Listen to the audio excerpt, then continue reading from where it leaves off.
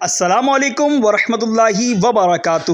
آج آپ کو لے کے چلتے ہیں منڈی، جہاں جانوروں کو دیکھیں گے۔ عید الاضحیٰ کے موقع پر بیشتر مسلمان سنت ابراہیمی کی ادائیگی کے لیے جانوروں کی قربانی کرتے ہیں۔ عید سے چند دن پہلے جانور خریدنا، اس کو کچھ دن ساتھ رکھنا اور پھر عید پر اس کو ذبح کر کے قربان کرنا، اس کا گوشت بانٹنا اور اس سے خود مزے کے کھانے بنا کر کھانا۔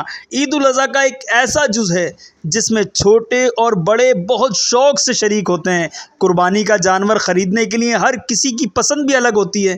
کسی کو کالا بکرا پسند ہوتا ہے تو کسی کو سفید، کوئی بڑا بیل پسند کرتا ہے اور کوئی اونٹ۔ یہی وجہ ہے کہ جانور کی خریداری کے وقت اہل خانہ میں اس کی خصوصیات کے متعلق بہت بحث ہوتی ہے۔ ایسے میں جانور خریدنے کے لیے ایک تو اس کی شرعی خصوصیات مد نظر رکھنا پڑتی ہیں، یعنی کہ اس میں سے کسی قسم کا کھوٹ نہ ہو، اس کی عمر بھی پوری ہو، لنگڑا یا اس کا کوئی عضو کٹا ہوا نہ ہو اور صحت مند بھی ہو۔ اور دوسرا، تمام گھر والوں کی پسند کا خیال رکھنا پڑتا ہے کہ اس میں تمام ایسی خصوصیات موجود ہو جن پر گھر کا ہر فرد متفق ہو جائے۔ شرعی خصوصیات تو تقریباً ہر جانور میں موجود ہوتی ہیں، لیکن تمام اہل خانہ کو پسند آ جانے والا جانور ڈھونڈنا خاصا مشکل ہوتا ہے۔ آئیے آپ کو ایک اچھے اور بہترین جانور کی خریداری دکھاتے ہیں۔ یہ جانور کتنے کا ہے بھائی؟